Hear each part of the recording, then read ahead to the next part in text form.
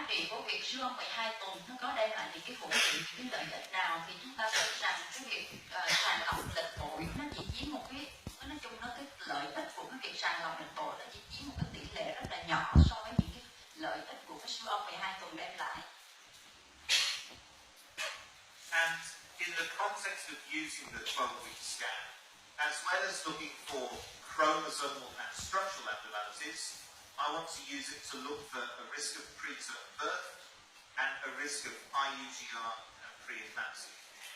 Thì về cái việc những cái tần suất tử vong ở chu sinh, thì trước khi nói về những cái lịch bội thì chúng ta hãy để ý đến những cái tần suất mà do những cái biến chứng khác, ví dụ như là sanh non hoặc là những cái chậm tăng trưởng tử cung do cái sự rối loạn chức năng bánh nhau.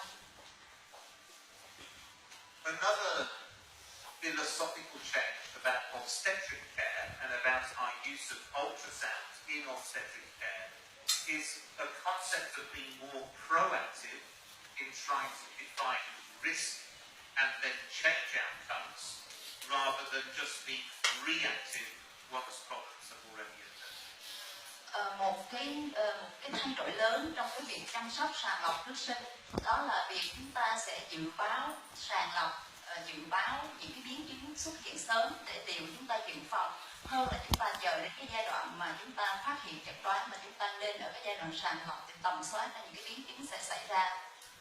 So the traditional form of obstetric care has very few visits to start with and many visits at the end.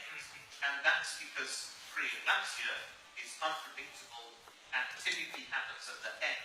So you see women to measure their blood pressure very frequently. Thì chúng ta nhìn lại cái mô hình sàng lọc trước sinh từ sơ khai ban đầu từ năm 1929, thì các anh chị thấy rằng cái lịch khám thai nó tập trung focus vào ở những cái tháng cuối thai kỳ.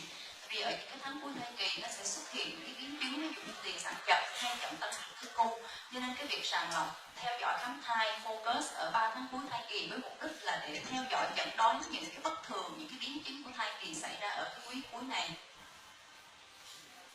Instead, if we flip the pyramid and spend longer predicting the risk of these conditions at 12 weeks, then we can reduce their prevalence, so we don't need to spend so much resource examining the pregnancy later on.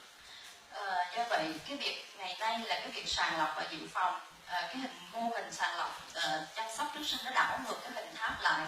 Cái thời điểm sau 12 tuần là một cái thời điểm rất quan trọng, vì ở thời điểm đó chúng ta có thể sàng lọc, dự phòng những cái bất thường về nhiễm sắc thể, những cái biến chứng về tiền sản giật, dọa sanh non. Và khi chúng ta sàng lọc như vậy, chúng ta có thể có những cái biện pháp dự phòng để nhằm mục đích là giảm cái tần suất bệnh. So now we've established the philosophy.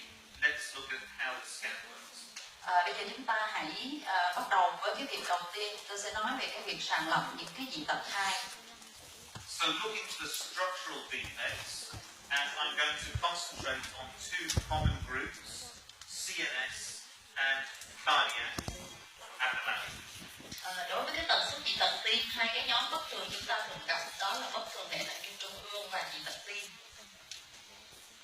So we know there are some CNS abnormalities that we can diagnose in all cases.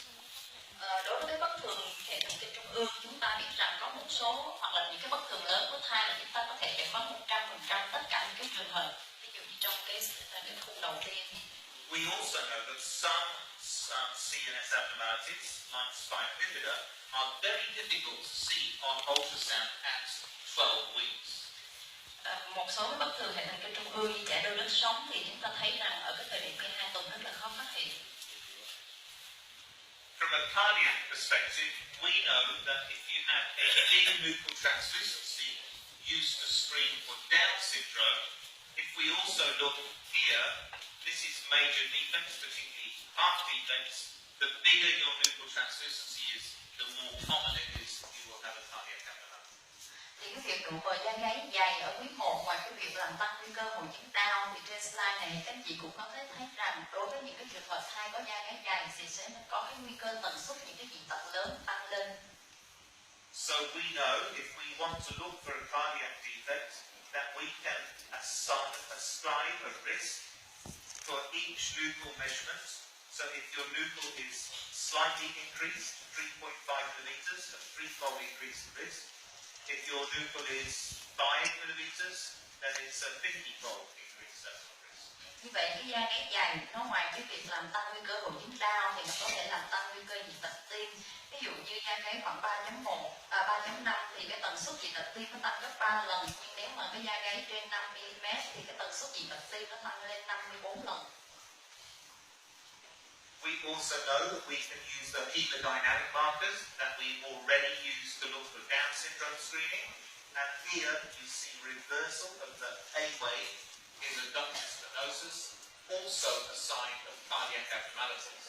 Chúng ta cũng có thể dùng những cái thông tin về huyết động học, ví dụ như làm đốt lơ của cái ống tĩnh mạch trong cái tầm soát lịch phổi, thì cái sự bất thường của cái ống tĩnh mạch cũng có thể làm tăng nguy cơ dị tật tim. And the other cardiac marker